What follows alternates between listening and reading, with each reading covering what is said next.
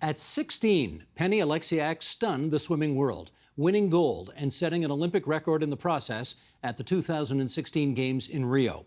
Turns out that was just the beginning.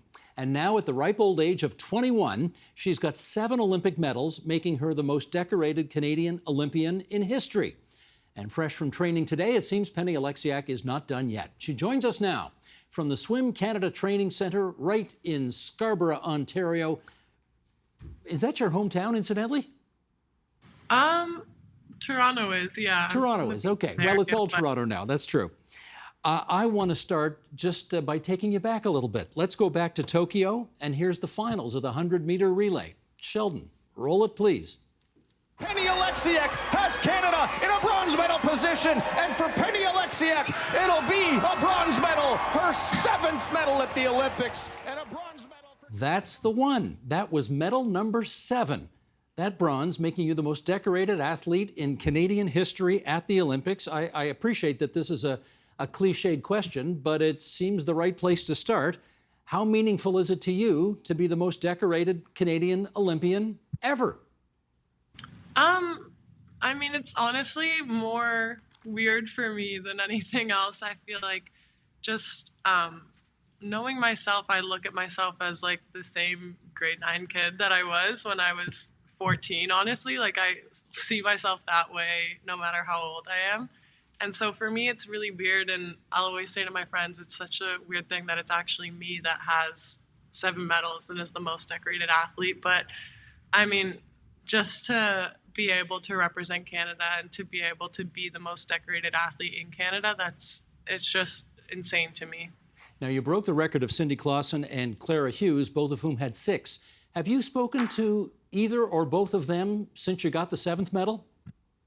I haven't got to speak to either of them directly, unfortunately. However, I did get a message from one of the girls when I was doing an interview pretty much just after the Olympics, and I think it was Cindy, and she was like super sweet and really kind, and I'm just like really grateful that I'm even that well known on the world stage like that. Nice. Where are all the medals, incidentally, Penny? I mean, ideally, my mom would want them in the safe at like RBC branch or something like that. But for me, I like to keep them just with me in my sock drawer or something like that. Are you kidding? That's where they are, in a sock drawer? I don't want to give too much away. I don't want anyone to come to my house. But right now, they are, but they're going to go in the safe soon, I swear. That sounds like a good move. Okay, very nice. I watched that YouTube video that you made, which I have to say was quite adorable. And in it, you said, your greatest fear in life is open water, which, of course, makes no sense to me. So can you please explain how the greatest swimmer in Canadian history is somehow afraid of open water? I'm not afraid of pools. Sometimes it depends. Like, if I'm by myself in a pool, it's a little scary. I always like to think of how many sharks could fit in the pool with me. But no, I can't do open water. I'm terrified. I'll start like crying and like hyperventilating as soon as I'm in open water. And I've tried everything, and I can't get over my fear. Do you appreciate that that makes no sense at all? Yeah, no, I definitely, yeah, it makes no sense, but I can't do anything about it. And you've seen the movie Jaws, I presume? Way too many times, yeah. Very good. Well, that makes sense. Okay. I want to show a picture of you now with your parents and your siblings at the 2016 Games in Rio. And yours is, well, you've got quite the sporting family. Your brother Jamie's a defenseman for the Seattle Kraken in the NHL.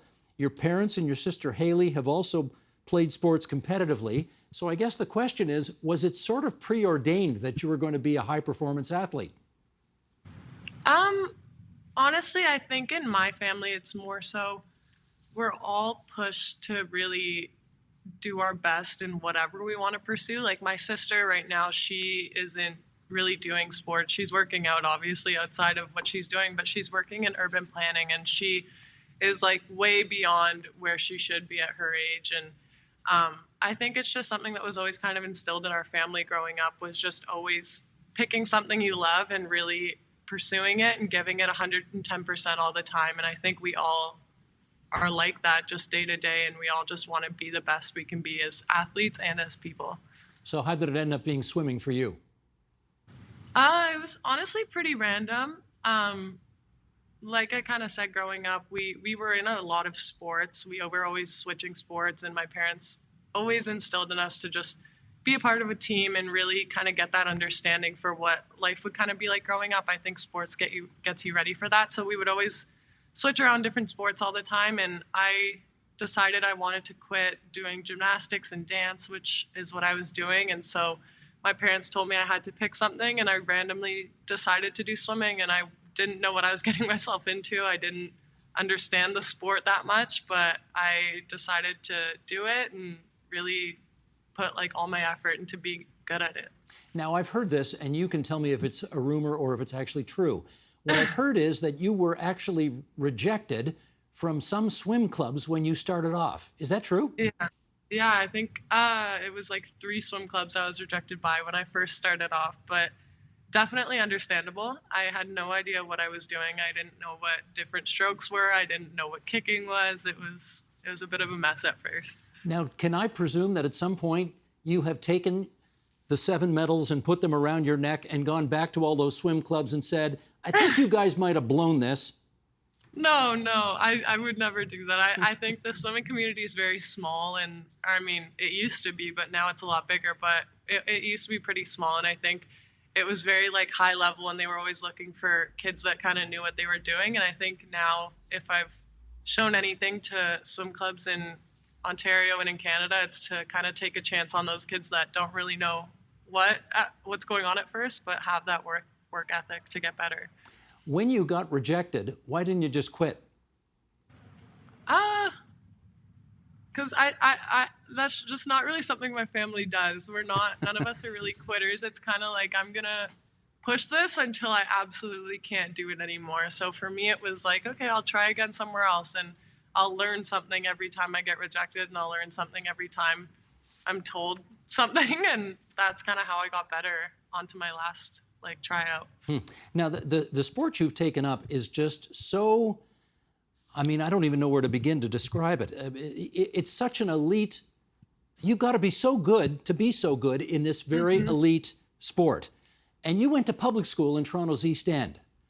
And I just, I got to ask you, like, was there ever a temptation along the way to go to an independent school or a private school where maybe the facilities were better or the coaching was better or anything like that? Yeah, I mean, I didn't train out of my public school. I trained at the High Performance Center, which was really good for me. But I think just having that public school experience was such a good thing for me. I met so many friends who I'm still friends with now, and it's just good for me to have that life outside of swimming and then be able to leave school and then go to where I have to focus on swimming. So for me, I loved it so much. Was it Monarch Park Collegiate? Is that where you went? Yeah. I love Monarch. It was a good school. And I gather they have a portrait of you up in the school now. Is that right? I think they do. I think they did. I don't know if they still do. Have you seen it? I did go when they like first put it up and everything, but yeah, I don't know if it's still up right now. Is that unbelievably cool or unbelievably embarrassing to see yourself up on the wall there? I don't know. I always say it's weird to me. It's weird to see like why there's a little bit of interest in me. It weirds me out sometimes. Yeah, I get it. Penny, tell me this. I'm sure people want to know how much of a quote unquote normal life you are able to have when you are training as much as you do. So let's start with training. How many hours a day? It can kind of vary. Like today, I'm only training once, so I was at the pool from 9 and I finished around like 11:45-ish. But on days where we have 2 training sessions, we'll go from 7:45 until like 10:30, 11, and then be back here for 3:30 and stay till like 6 to 7-ish. So it kind of varies on the day. And how much of your training is actually in the water as opposed to on land? It's definitely a big mix. I think that's something that people don't expect with swimming, and that's something I've honestly been kind of trying to show on my Instagram a little bit, is just how much work we do outside of the water as well as inside the pool. So we're training for like an hour and a half probably a day is usually dry land outside of the water training, and then we're in the water for around an hour and a half to 2 hours after that. Is it an advantage or a disadvantage to have big muscles if you want to be a fast swimmer? I don't know. I think it varies. I think for some people, some swimmers can really put on muscle super easily, and I think it's good to have that lean muscle. I think it's not that good to have those like aesthetic big muscles, you know what I mean? And do you do a lot of weightlifting as part of your training? Yeah, we weightlift around 3 times a week, maybe 4, and then we do like circuits and dry land training another like 3 to 4 times through the week. I don't mean this to be a rude question, but you're 21. Are you still growing? I honestly think I might be. I keep, every time people see me, they are always asking if I've gotten taller. So I might be growing a little bit. How tall are you now? I don't know. I thought I was 6 foot 6'1", but recently I saw a friend who swore that he was 6 feet tall, and I was like maybe 2-3 inches taller than him. So I'm a little worried, honestly. Do you ever get to the pool at 7:45 in the morning and say to yourself, I just can't do this right now? Yeah, I've definitely had those days. And what do you do when that happens? I mean, at the High Performance Center, you don't really have a choice. It's kind of you have to show up and get it done. But I think for me, I really had to find that balance in my life where I had to find a balance outside of swimming and in the pool and really just make sure that I was happy with what I was doing and set my priorities straight. And I think it took me a couple of years to figure it all out and to really just become okay with what I was doing and the amount of work I was putting in all the time for the last like 10 years. So I had to just kind of come to terms with the fact that if I want to be a good athlete, this is what I have to do. And it's what I get to do, and I'm lucky I get to do it. So once I kind of changed my attitude to that, I get to do it instead of I have to do it, that's where it kind of motivates me a little bit more. And what happens when you have a disagreement with your coach? Maybe the coach wants you to do one thing in terms of training, and you think to yourself, that's not going to be helpful to me in the slightest. How do you resolve that? I mean, we've definitely gotten into some talks like that, my coach and I, but I think, again, it's just understanding when you need that rest and when you don't. So I think he knows when I really, really need it. And I have kind of figured that out over the last couple of years again, is just mentally knowing when I can handle pain, when I can't, when I actually need time off, when I don't. So it's honestly constantly trying to figure things out all the time. Actually, here's how I imagine it going in my head. I imagine you saying to your coach, I'm Penny Oleksiak, damn it. I've got 7 medals and I don't need to do anything you tell me to do. Is that how it goes? Oh, no, never. He would tell me to get out. That would not fly here. So let me circle back to that first question I asked when we started talking about your training, and that is, how much of a normal life can somebody who's a high-performance athlete actually have? I think pretty normal. I think for me that's also, I don't know, I kind of give everything to my parents. They were really helpful in my upbringing and figuring out how to have that normal lifestyle outside of swimming. So I think when I was like 14 to 18, they really taught me how to have that balance and figure that out. And now it's kind of just regular for me. I train and then I hang out with my friends, or I go home and I just chill outside of swimming. And I always make sure I find time to see friends, to do activities, to do things I love to do. So for me, it's become pretty easy to balance it out, but it took a lot of figuring out when I was younger. But for example, could you have a chocolate bar and a soda pop if you wanted to? Oh yeah, I definitely believe in, like, for me, just eating what I want to eat kind of when I want to eat it, but making sure again that I have that balance and I'm not overdoing it, because that's very easy to do for me. I love chocolate. But I presume you've got a pretty strict diet that you have to adhere to, do you not? Not really right now. That's something that I am trying to look into a bit more this year, and I'm going to be working with our team's nutritionist a lot more this year to really kind of dial in my nutrition and make sure that I can get it as high performance and helpful as possible for me with recovery and everything like that, because I really want to make sure that I'm like at my peak and the best I could ever be by 2024. Sure. Do you have any pre-race superstitions that you indulge in? I think I do, but I always say I don't. I think I am very like skeptical with everything I do, and I'm always doing the exact same thing every time before I race, but nothing specific I can think of. It's literally everything in the 2 hours leading up to it. Now, I'm a big baseball fan, big hockey fan, and these are two sports that have gone gaga for analytics. Every single thing needs to be data crunched so that, of course, coaches or managers or players or whatever can make their best decisions.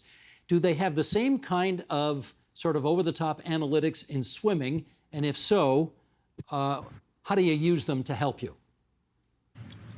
Yeah, I mean, we do a lot of video work stuff. That's pretty big for us. And just seeing how many strokes we take in a length, seeing how many kicks we do underwater, how powerful our kicks are, how powerful our strokes are. And like, pretty much you're just always trying to work to get to like where you can work as little as possible, but still be as fast as possible. So, I mean, the less strokes you can do and the faster they can be, the better. So it's definitely a very like analytical sport. And I think there's a lot of like video work we do, a lot of timing stuff we do. And so it's definitely, I think, a little bit up there with swimming or baseball and hockey. Right. But I wonder if when you're actually in the pool in the middle of a race, do you actually think about, are you conscious of the analytics and making it work for you at that moment, or is it all just sort of instinct and training at that point? It's a little bit of both. I mean, we train so much so that when it comes to racing, we don't have to think as much because we're a bit oxygen deprived when we're racing. But I definitely think about it. I think when I race, I'm always very conscious of like the angles of my arm when I'm swimming and how fast my turns are and how many kicks I do and how powerful my start is and everything like that. You are known for being a strong finisher. Not everybody's a strong finisher, right? Some people get out to a great start and then hang on, but you're known for your strong finishes. Do you know why that happens to be part of your repertoire? I think it was just something I was always subconsciously working on growing up. I always noticed when I would do swim sessions, I would kind of progress as the set went on, and I would get faster near the end of the session than I would at the beginning of it. And also it's something I work on outside of the pool. So in the weight room, it's just making sure that my last reps are just as good, if not better, than my first reps. And I think that just kind of translated into my racing, where I do take it out a little bit slower, but I'm able to kind of bring it back fast, I guess. Now, Penny, I want to ask you about nature versus nurture as well, because I'm wondering whether if you just put your mind to being the greatest hockey player, for example, that you could possibly be, or who knows, maybe a track and field athlete, would you have just as much success because nature has decided you're a high-performance athlete? Is that how it works? I don't know, honestly. I've never really put as much effort into anything else I've done other than swimming. I think it's just I have a certain love for swimming, and that like pushes me to want to go in and get better every day. I'm also very uncoordinated outside of swimming, so I've tried other sports and I'm not very good at them. So for now, just gonna stick with swimming, and I'm gonna just kind of stay with that. Now, fair enough, but I can imagine there'd be some people watching this who would be thinking, the notion of spending hour after hour after hour after hour in a pool just is not very interesting to me. So what is it about that experience that is so motivating to you? I've honestly just really learned to love the whole technique portion of it, and just like the whole training portion of it is really fun for me. I love doing filming work and seeing how powerful I can make my stroke and seeing like how I can get better. And I just love that swimming is always getting faster, and there hasn't been a time where it's just like stopped and no one can get faster than that. It's constantly getting faster all the time. And it's just crazy to see all these athletes and how they can drop seconds in a year every year. It's wild to me. Mm-hmm. I want to ask you, if I'm going to do this delicately, but I want to ask a kind of a serious question, which is, we have seen in the past year Simone Biles, Carey Price of the Montreal Canadiens, Naomi Osaka, the tennis player. We have seen young and not so young. Carey Price is not so young anymore. High-performance athletes deal with mental health challenges, the likes of which I don't think we've ever seen before, or it certainly has never been this public before. And I wonder, given how much you put into this, whether this is something you think about in your own life. Yeah, I mean, I struggled a lot growing up with different mental health challenges. I struggled a lot in the last few years with like eating disorders and really trying to figure all of that out. So for me, it's definitely things I have thought about. It's stuff that I've had to learn about. I've had to learn about myself a lot, and I've had to teach the people around me how to deal with things I'm dealing with. And it's definitely been a long learning experience. But I think now more than ever, athletes are speaking out about it to social channels, and they're speaking out about it to media. And I think that's really important, because I think it just is going to kind of push not only other athletes to maybe seek help, or maybe to look and see if like they could improve as an athlete or as a person, like dealing with these mental health issues themselves, or if just a regular person is going to actually just go and actually seek help if they see their favorite athlete is also dealing with things and getting help for it. So I think it's really important that athletes are speaking out about the challenges that they've dealt with. Mm-hmm. I appreciate that it's your coach's responsibility, and maybe your teammates as well, to push you as hard as you can possibly be pushed in hopes of getting medals at the end of the day. But I could also imagine that maybe your folks or your siblings might be nervous about how far you think you can push yourself. Do they talk to you about their concerns in that regard? Yeah, I've definitely had talks with my parents before about just like their concerns with me, but I think they know at the end of the day that I know when my like breaking point is, and I know when I need a break, and I know when I need to stop. So for me, I'm just very conscious of that. And I think I know myself pretty well at this point, to where I know when I'm getting to that point. And I mean, I've also just worked with so many people who have been able to help me fully understand what I'm going through and understand how to get control over the things that I'm dealing with. Okay, let me ask you one last thing, Penny, and that is, I presume when you do what you do, you are very focused on a date certain at which time you are going to have to compete in an Olympic Games, for example. And you've told us you're definitely competing in Paris in 2024. Great. But the last Olympics you competed in were delayed by a year because of COVID. So what kind of toll did that take on you in terms of planning, being ready, etc.? I mean, it was definitely difficult at first when the Olympics were originally canceled or postponed, and we were out of the water for around 4 months, and we knew that we only had a year to prepare for the Olympics. So for us, it was really difficult, I think, trying to wrap our heads around the fact that we needed to be really flexible, and we needed to really come back and be ready to work once we could get back into the water. So once we got back to the pool, I think it was just, we were lucky to be able to train at the center and to be able to have the coaching staff that we do, who really plan out pretty much our whole year of training in advance to make sure that we know what's going on and we know what we have to be prepared for, even when we didn't know what we had to be prepared for, really. So it was nice to have our staff who really helped us get through the year and really helped motivate us and keep us on track for the year. And just to be training with the best athletes in the world, it's always motivating every time you come to the pool. And just finally, are we witnessing the golden age of women Canadian swimmers right now? I mean, you and Taylor Ruck, and well, the list goes on. Maggie McNeil, Kayla Sanchez. What do you think? Is this the golden era of female swimming for Canadians? I mean, I almost hope not. I hope that once we are all retired and done swimming and everything, which is going to be a while because we're all very, very young, but I think I hope it motivates like other young kids in Canada to want to be great and to want to join the center and train with us. I mean, my coach is constantly bringing in young athletes and trying to get them to train and race with us and learn from us. So I think that they can be better than us, I guess, in the future. So I hope that this isn't the golden age, but at the same time, it's nice to be a part of it if it is. And let me not forget Summer McIntosh, all of 15 years old, my goodness. Exactly. Penny, it was a great delight to speak to you on TVO tonight. We wish you so well in all of your training and everything you got to do to get ready for 2024 in Paris. So bonne chance. Good luck to you, and thanks for joining us. Thank you so much. The Agenda with Steve Paikin is made possible through generous philanthropic contributions from viewers like you. Thank you for supporting TVO's journalism.